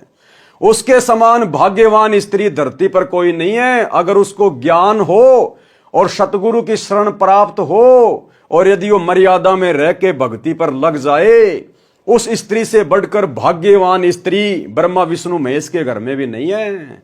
उसका तो कोई पिछला लेन देन ही नहीं है, कोई ऋण संबंधी नहीं है। अगर वो मर्यादा में रह के भक्ति करेगी, उसका तो पक्का शतलोक में नंबर है, पक्का। तो भाई और बहनों, जगत की और भगत की सोच में रात दिन का अंतर होता है, रात दिन का। जैसे बांझ स्त्री का विवाह भी हो जाता है परंतु संतान नहीं होती, इसी प्रकार धर्म बिना भक्ति सफल नहीं होती। उल्टा सुनहा कुत्ते का जीवन प्राप्त करता है। सतगुरु से दीक्षा ली नहीं, अन्न की सांठ नहीं की, यानी अन्नदान भोजन नहीं कराया, नहीं किया तो कुत्ता बनकर घर घर जाता है। कहीं कहीं उसकी कमर पर मुगदर लगाया जाता है, हाय हाय करता फिरता है। धर्म किए बिना आत्मा की संतुष्टि नहीं होती, धर्म बिना धापे नहीं यो प्राणी प्रपंच।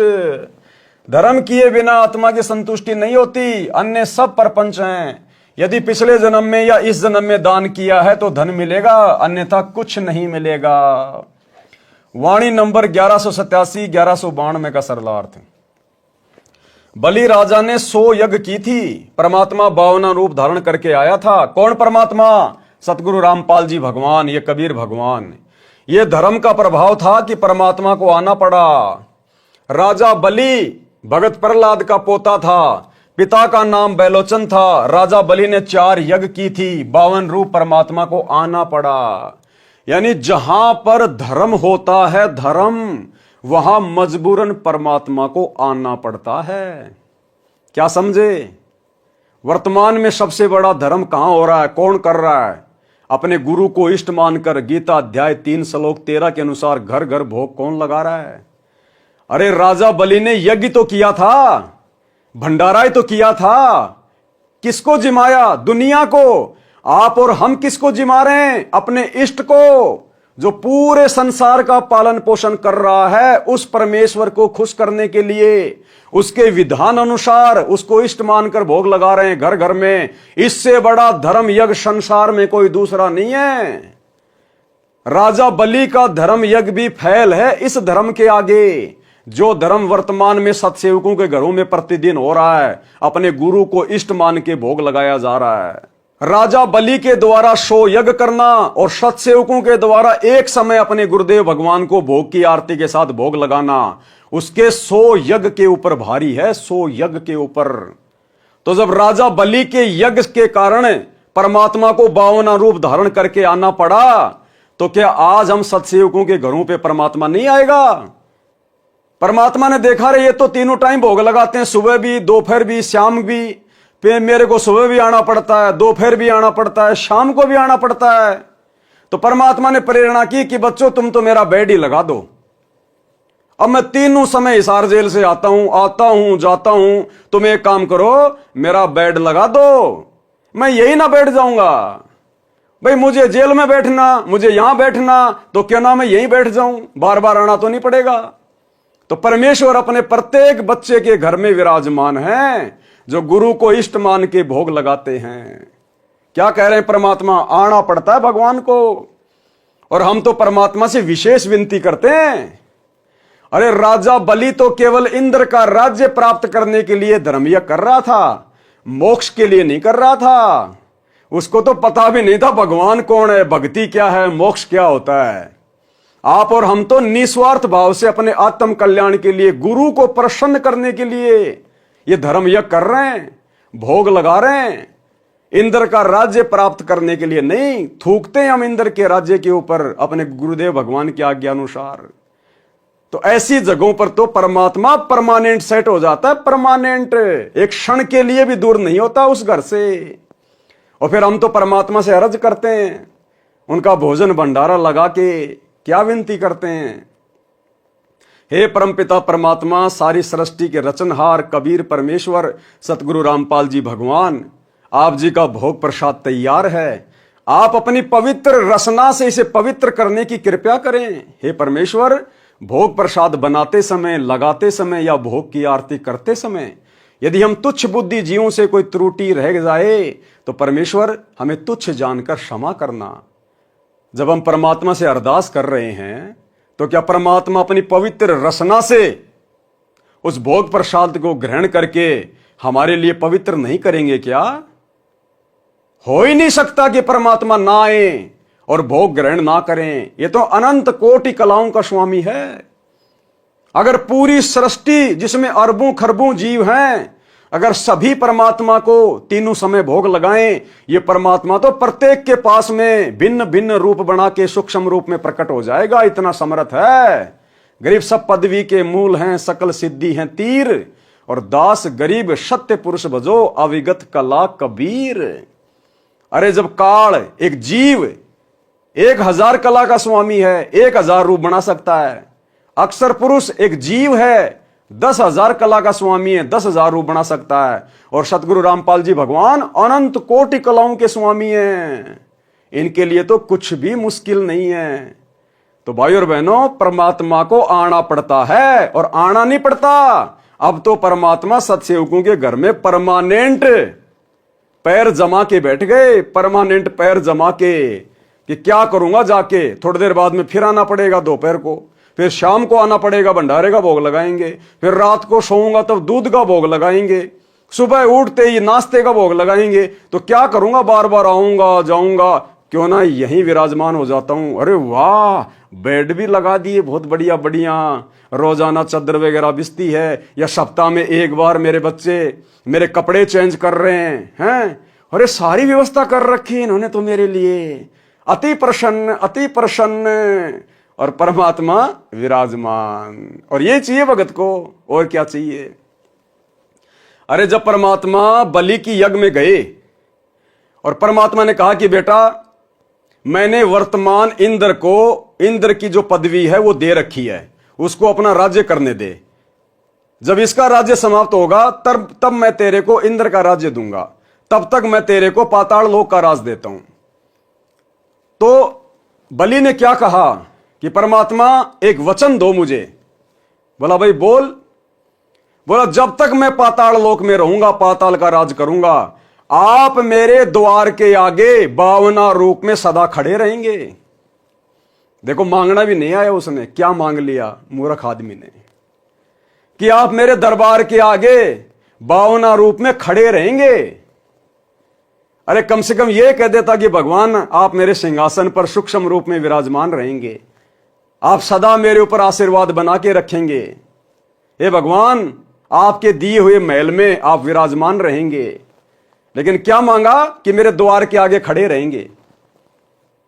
तो जब वो परमात्मा उस बलि के कहने पर और उसके दरवाजे के आगे खड़ा रह सकता है, जब तक बलि ने पाताल का राज किया, आप और हम भाई बहनों ने तो उसी परमात्मा की प्रेरणा से, देखो आप और हमारा कोई सहयोग नहीं है, कोई रोल नहीं है, हम जीव हैं 2 कोडी के, करे करावे साइया।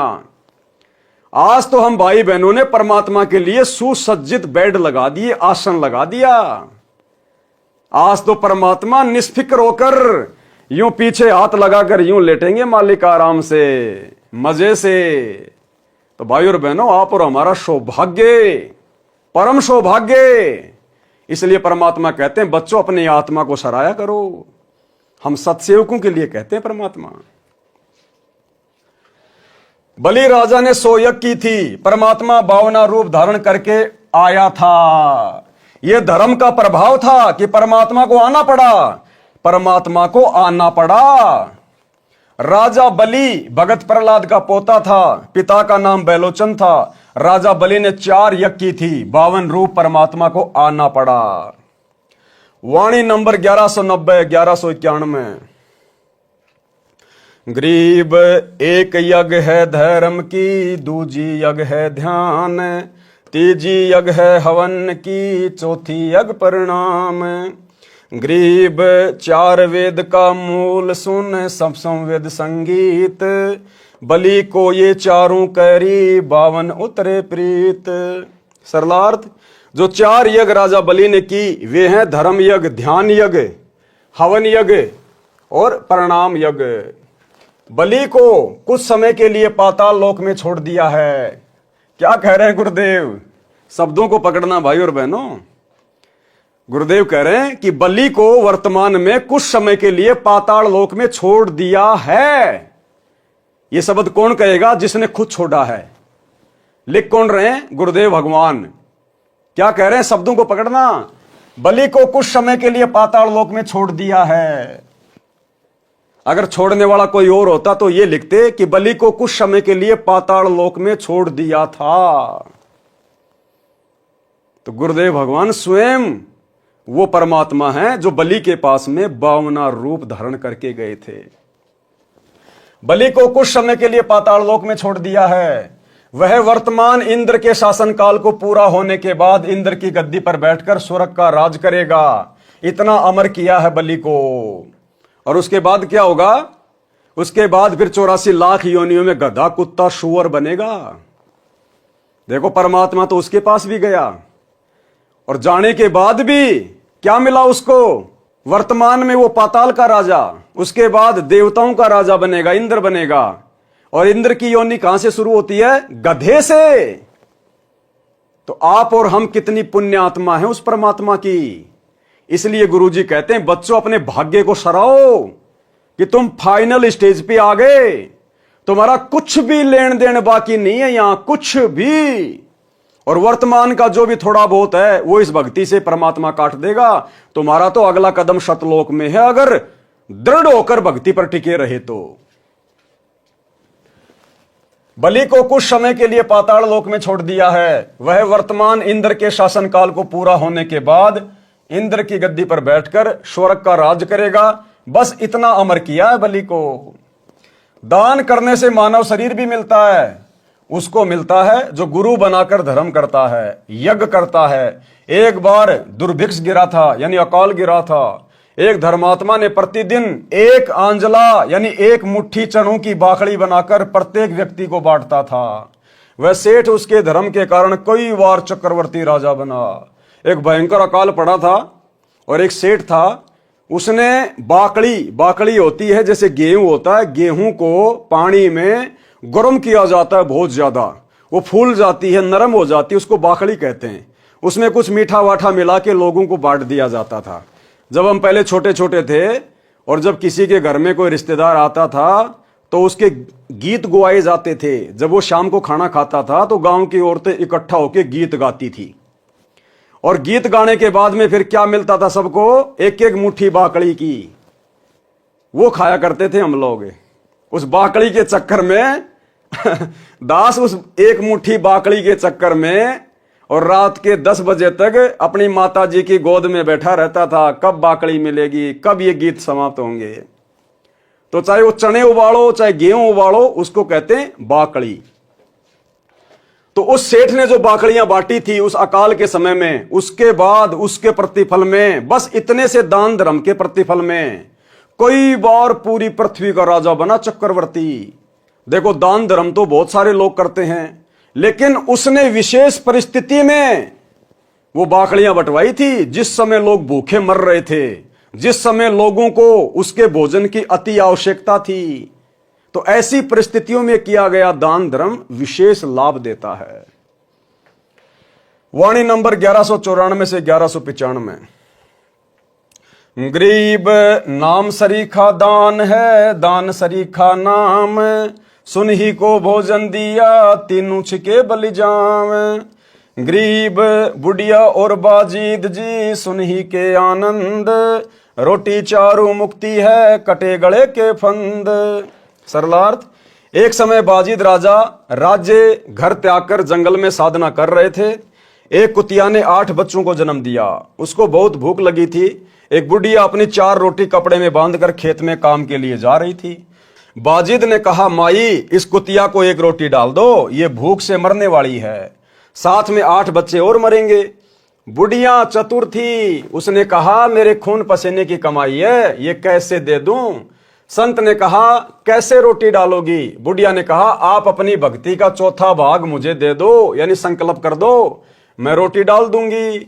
संत ने अपनी साधना का 1/4 भाग संकल्प कर बुढ़िया को दे दिया। ये गलती वर्तमान में आप और हम भगत भाई बहनों ने नहीं करनी है।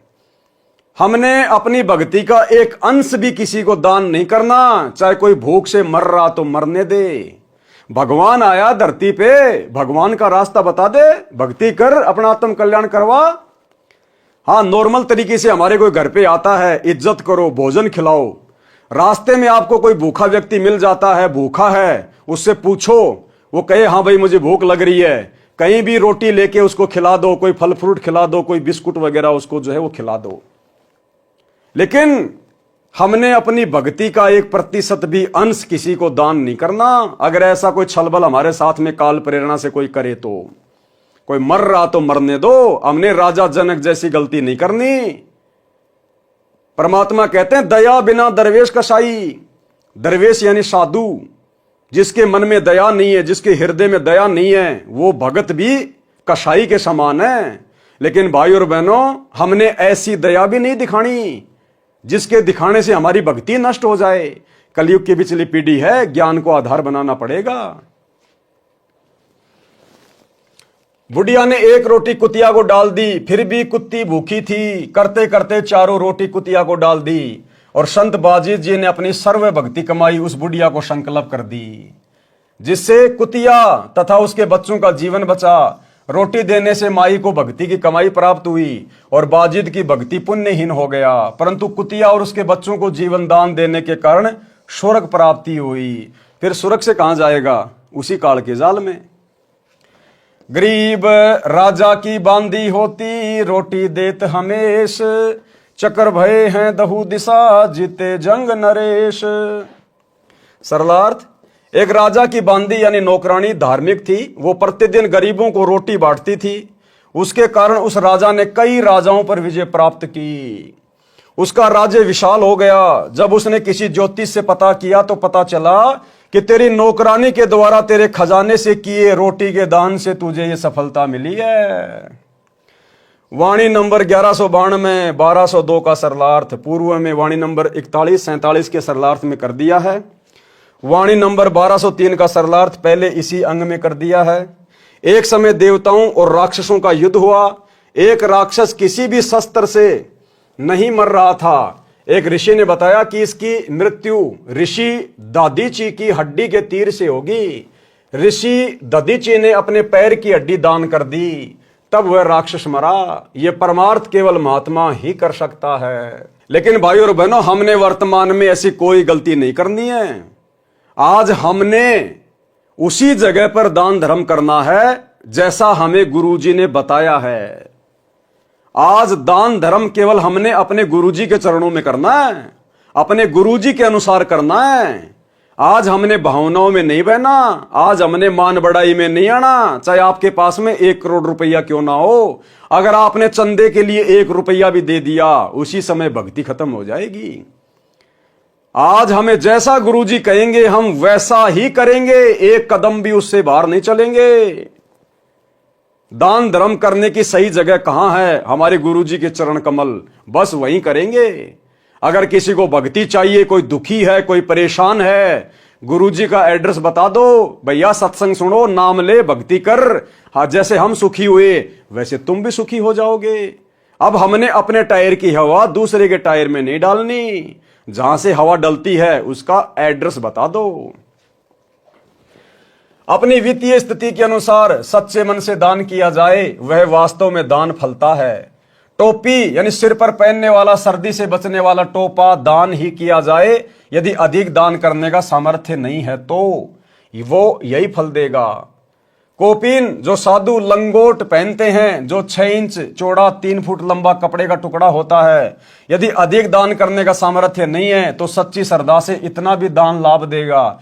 लेकिन हमने वर्तमान में टोपा टापा कोपिन कापिन कुछ दान नहीं करना। कोपिन का मतलब होता है अंडरवियर, और टोपे का मतलब होता है जो सिर पे पहनते हैं सर्दी में टोपा। हमने वैसे किसी को दान नहीं करना। हाँ, यदि आपके घर पे आपके पास में टोपा है, एक्स्ट्रा है, और आपसे यदि कोई मांग रहा है तो उसको दे दो, उसमें दिक्कत नहीं है। ऐसा नहीं आपने 10-20 टोपे खरीद लिए और मार्केट में जाके दान करने लग गए कि मुझे लाभ होगा, हैं, मेरा धर्म हो जाएगा, सारी भक्ति का सत्यानाश हो जाएगा। भक्ति का सत्यानाश है। हमने इस प्रकार से पुण्य प्राप्ति के मकसद से हमने अपनी मर्जी से कोई दान धर्म नहीं करना किसी भी चीज का। कोई भिखारी आता है आपके घर पे, खाना मांगता, खिला दो। घर से खाना बना के बाहर जाके नहीं बांटना। आपके घर पर कोई आया जिसके पास में कपड़े नहीं है, आपके पास में एक्स्ट्रा कपड़े हैं, उसको दे दो। बिना सिले हुए कपड़े नहीं देना। उस कपड़े को बेच के आपके पैसे का दुरुपयोग कर देगा। पहना हुआ कपड़ा देना है, फटा पुराना, ताकि वो दुरुपयोग ना कर सके। बहुत सोच समझ के हमने एक एक कदम उठाना है, भावनाओं में नहीं बहना बिल्कुल भी। एक बार दान करना शुरू करें, परमात्मा बरकत लाभ देने लगेगा। फिर दान की मात्रा बढ़ाते जाएं। कहां? अपने गुरुदेव के चरणों में, अपने गुरुदेव के हाथों में, अपने गुरुदेव के रहते सहते उनकी आज्ञा अनुसार। बताया है कि जब पांडवों को श्राप देने ऋषि दुर्वासा 88,000 ऋषियों की सेना लेकर गया, तब पांडव जंगल में 13 वर्ष का वनवास काट रहे थे। उस समय परमात्मा श्री कृष्ण रूप में पांडवों के पास गए। एक शाक का पत्ता ही दान किया गया, उसी से 88,000 ऋषि तृप्त हो गए। इससे लघु दान और क्या हो सकता है। जितना घर पर बचा था सब दान कर दिया। ऐसा दान जो सच्चे और समर्पण भाव से किया जाता है पूरा लाभ देता है। तो भाइयों और बहनों, आज के वीडियो में केवल इतना ही। कल रात्रि 8 बजे दास के Facebook page Pawan Das is live के ऊपर सभी भगत भाई बहन फिर से लाइव जुड़िए। अगले वीडियो में परमेश्वर हमें किस प्रकार की शिक्षाएं देंगे, क्या इस पुस्तक में आगे लिखा हुआ है, ये हम कल रात्रि के वीडियो में जानेंगे, देखेंगे, समझेंगे और अपने जीवन में इन समस्त बातों को लागू करेंगे। देखो, गुरुदेव भगवान ने लिख दिया, दास उनकी सत प्रेरणा से आपको पढ़ा रहा है, दिखा रहा है, आपने सुन लिया और अमल ना आपने किया ना मैंने किया, तो हम दोनों परमात्मा के दोषी हैं। तो यदि गुरुदेव भगवान ने इतनी मेहनत की है, इतना समय इस पुस्तक को लिखने में लगाया है, किस लिए? आप और हमारे लिए, कि हम इन उपदेशों को अपने जीवन में ढालें और भक्ति को सफल करें। तो हमने इन समस्त बातों को अपने जीवन में साथ में लागू भी करते हुए आगे बढ़ना है, तभी इसको पढ़ने और पढ़ाने का कोई फायदा है। और हम गुरुदेव भगवान से प्रार्थना करते रहें, विनती करते रहें कि परमात्मा आप समर्थ हैं, हम 2 कोटि के जीव हैं मालिक, आप दया करना परमात्मा, आप हमारे जीवन में इन समस्त बातों को लागू करवाने की शक्ति देना। तो भाइयों और बहनों, आज की वीडियो में केवल इतना ही। गुरुदेव भगवान हम सबको आज्ञा दे, इजाजत दे, आशीर्वाद दे। बंदी छोड़ सतगुरु रामपाल जी भगवान की जय हो।